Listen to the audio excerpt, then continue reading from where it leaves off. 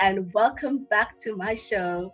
Speaking is still Chantal Ngumalo, and I'm a proud member of the Zaio team. I am very excited to launch this platform. This is where we get to know our tech gurus and our tech instos, we get to know them a little more personally. So remember, Zaio is still launching on the 3rd of March. Register early to avoid any kind of disappointment. It's only $200 a month. You can afford a Netflix subscription. You can afford any bit of McD every now and again. You can definitely afford our platform. If you are watching this and it's already in May or June or anytime, worry not. We have a very unique approach, which means you will not fall behind. Whether you're beginner, intermediate, advanced, we tailor it just for you so you will not fall behind. Joining me today is Gift Mugweni. He is a 4th-year electrical and computer engineering student, a very brilliant mind. He even completed a course that was conducted by a Harvard professor. That was very impressive. He and his partner also developed an API camera for, facial recognition, very, very smart stuff. And it was for Raspberry Pi camera, right? Yeah. Yes, correct. So he's a very brilliant mind, and I'm very, very excited. He's also at the University of Cape Town, and I'm very, very glad that the majority of the people are from University of Cape Town. It's a very great place to start. So welcome, Gift. How are you? I'm okay. How are you doing today? I'm doing okay. So tell me about yourself. Who is Gift? What do you do, and what do you like? Who is Gift? Nothing special, really. I guess I'm just, like you said, a UCT student doing engineering, always trying to survive like everyone, Yes. Sometimes, but it's fun also. It's fun.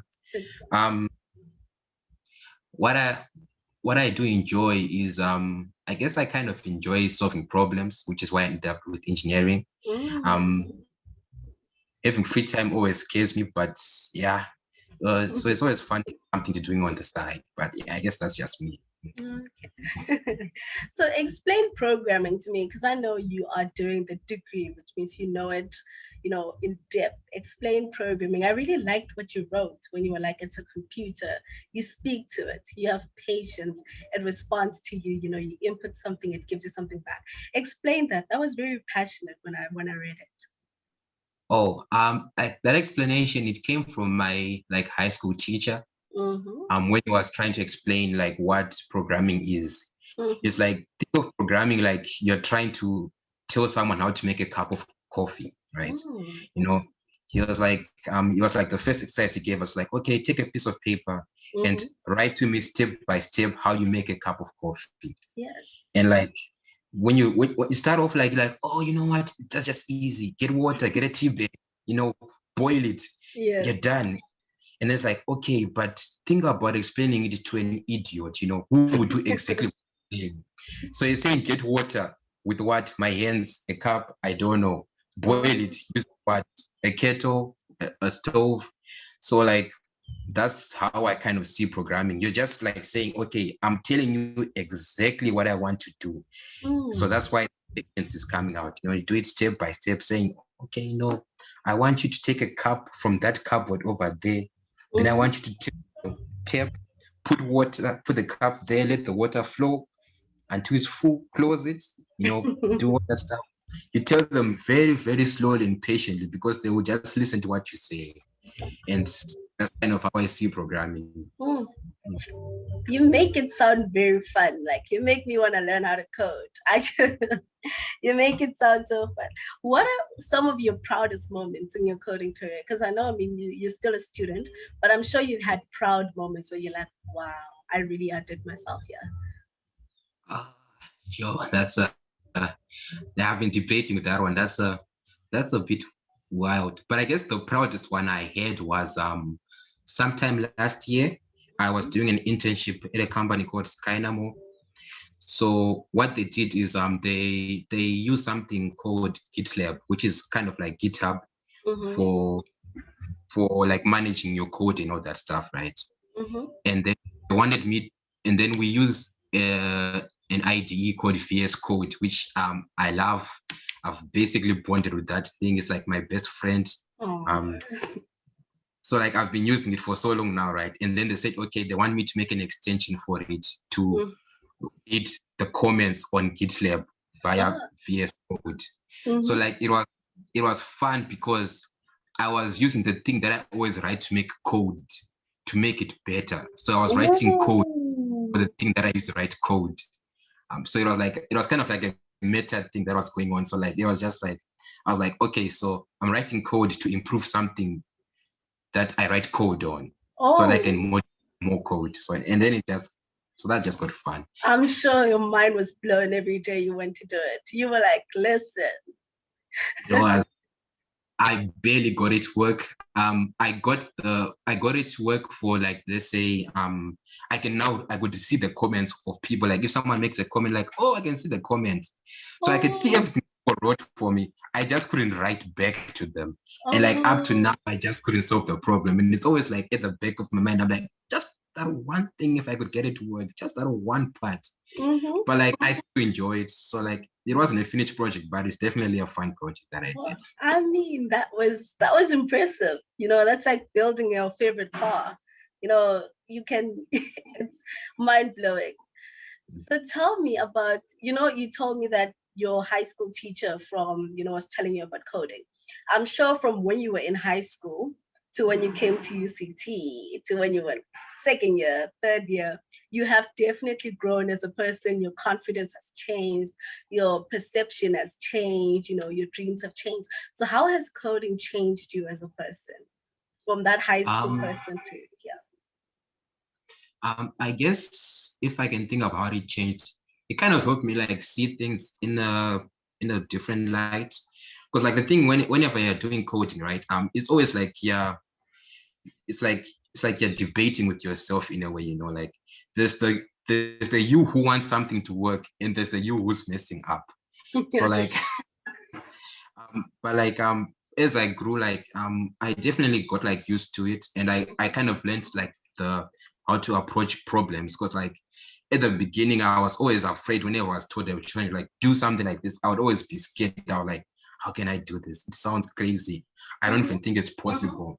And then I always be tempted to give up. But like as I did more of it and I got deeper into the coding, I realized like those problems where you're like, okay, this is definitely impossible. They're always like the fun ones to do. And like, so I ended up enjoying the challenges and all that stuff. So that's why even like when we got to the stage of making the API for the facial recognition, I was like, this is for my course. And if I get it wrong, I would definitely fail. I could choose something easier, but this is just way more fun. So like, and I think I just got that from like just spending time coding. So you specifically go for challenges. That's the kind of person you are. Yeah, it's fun. You can do the simple stuff, but like you don't, that sense of accomplishment just doesn't like hit you as much as like if you do the hard thing. And like even if you can't get it to fully work, like even the feature API, I couldn't get it like fully working, but I got the bare bones to like I can improve on it if I feel like it. So just doing that much always feels way more fun. So that is amazing. So where do you see yourself in 5 years? That's a good one. Preferably I still want to do something with coding. Generally, like if I want to do it, I would prefer just being a guy who gets like a lot of different projects, because like I get bored quickly. So like I would ideally want something where like I'm just getting like a new challenge here and there. Like, oh, like that guy you just go to when you've got a problem. Like I just want to be like that problem everyone is running away from. Like, okay, we just give it to you in 5 years time. Wow. I think probably want to be that guy. That is amazing. So coding is very intimidating, very intimidating. So there's someone who's, from Zaio, because we teach people how to code as well. So there's someone who's probably watching and they're like, this guy is making it fun. He's making it exciting, but it's intimidating. They want to sign up for the platform, but they don't know where to start and how to do it. What advice do you have for them? Yeah, that's a tough one. Coding is scary, I don't want to lie. But like, I think it's just about getting your perspective in order. Mm. I know it's always like a weird thing, but like, you know, that first time when you're doing like that hello world, you know, it's Mm. always like that basic programming question. I think that's kind of like how you should think about it. Like think about it like going step by step. And in most cases, most people worry about coding because of the syntax. They're like, I don't know how to write like maybe the loop properly or how to use the function properly. But like I've done a lot of languages and I realize most of that you can solve it by just Googling. I regularly forget what I'm supposed to do. Like every time when I'm coding, even like um my favorite language would be Python. If you are new, I definitely recommend Python because it just makes life a lot easier. You forget a lot of things, right? But that's not to say it's a simple language. It has a lot of inner frameworks, but it's very friendly when you're starting off. But like even with Python, I forget things like, how do I use this function? Or I'm like, sometimes I'm like, Python can do that. I didn't know that.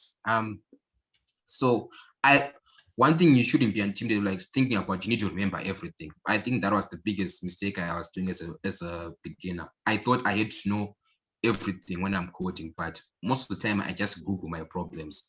And either if you Google and Stack Overflow, there you guys, there are people who are way smarter than you, who know your problem. You just need to ask them the question and they will give you the answer. So if you're new and you're intimidated, just know like everyone is always intimidated when they get a programming assignment. It's not really comforting, but like, you know, it's just, you just keep trying bit by bit. What you can focus on though is like what you want to do. You're saying, what is your goal? Because like if you're saying like, okay, do something that prints a star, look up how can I print the star? And the code usually just comes on its own. Yeah. That is amazing.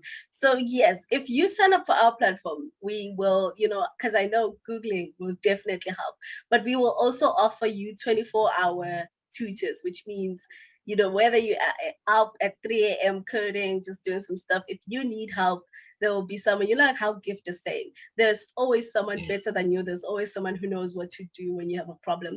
And we will always have those people, whether it's at 2, at 5 in the morning, at 12 in the afternoon, we will always have tutors for you. So let us play a little bit of a game, Mythbusters, basically. So there are a lot of misconceptions that are around coding, and let us see which ones you think are true and which ones you think are false. One, you need to be a genius to learn how to code. That's just false. That's just false. Why? And anyone can code. If you want an example, I remember like I did this course called CS50, like the one that you're talking about with the Harvard professor at the beginning. Yeah. The first language you used for coding is called Scratch, right? And that's a language that's used to teach toddlers how to code, because like you don't write like words, it's just like blocks. So it's kind of like you're playing with blocks. And like you can get kids who are like, I don't know, like 5 to 10 who can play with that and make a good program. Like maybe it may not be the fanciest thing alive, but it's a good program that does a lot of work, right? Because like most people can understand programming, but it looks intimidating if I'm being honest. So that's definitely false. Okay.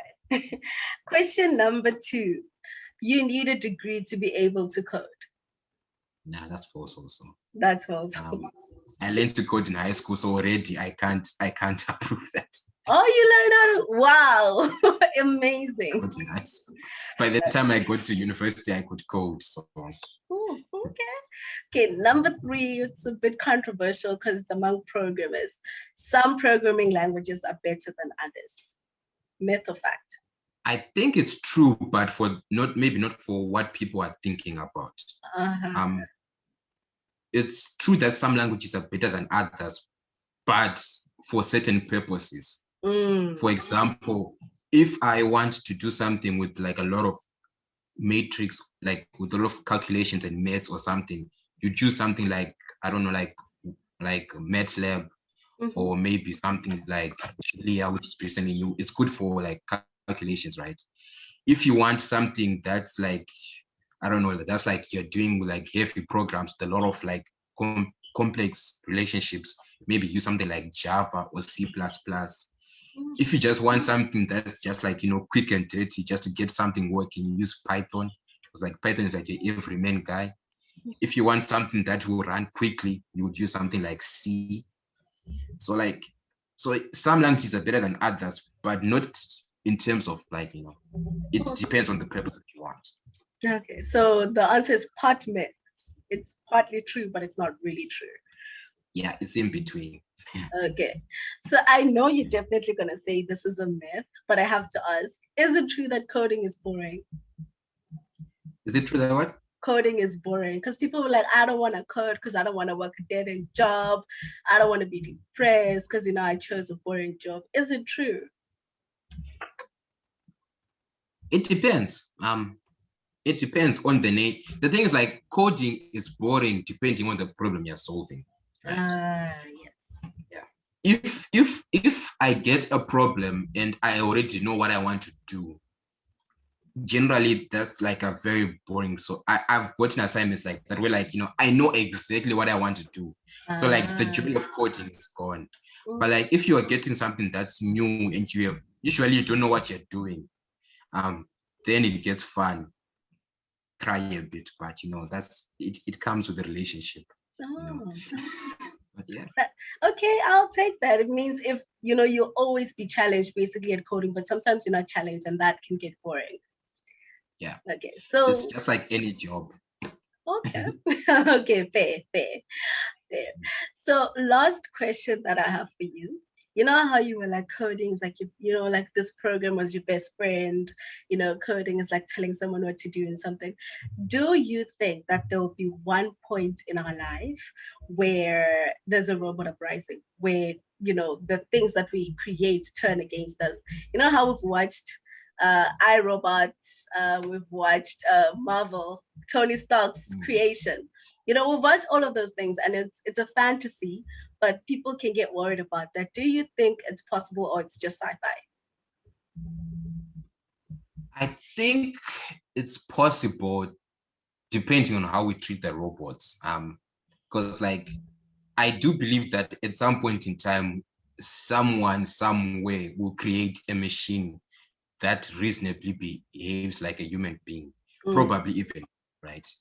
And I mean, just think about it. If you are a person, right, and I'm denying you your rights, I mean, someone's gonna fight back. History has proved that. Yes.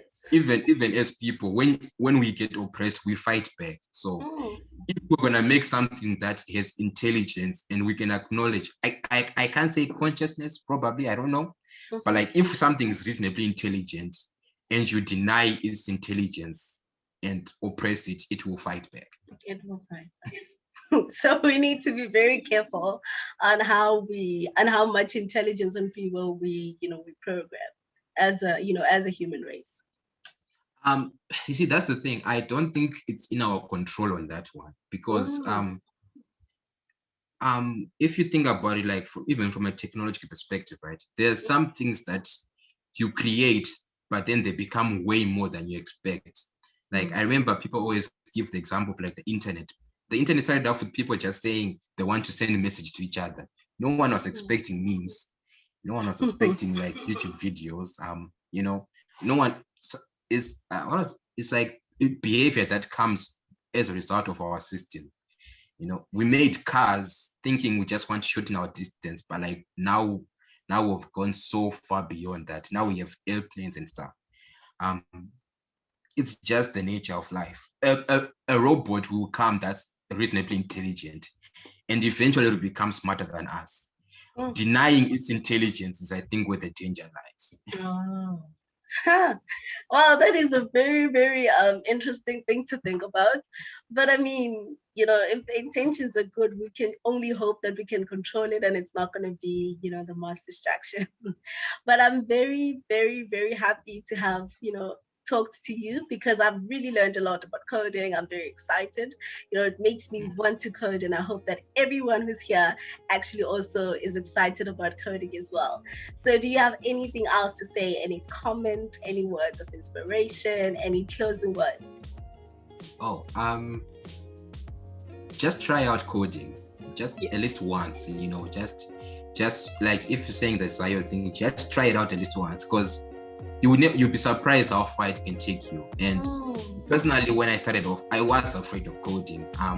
I was really scared. I was like, this thing looks impossible. But when you do dig deep into it, you'll be quite surprised how fun it gets. Like when you get to make something on your own and you see that you made it on your own. Very exciting. So now you heard it. Try coding. If you're watching this, learn how to code. For us, we will teach you 200 a month. You can cancel anytime. We will teach you how to code. And thank you so much for joining me, Gift. And thank you so much, everyone, for watching this. And I'm very excited to learn, what you're going to do in the next 5 years. It's cool. I'm curious also what that gift will do. Okay. Thank you so much.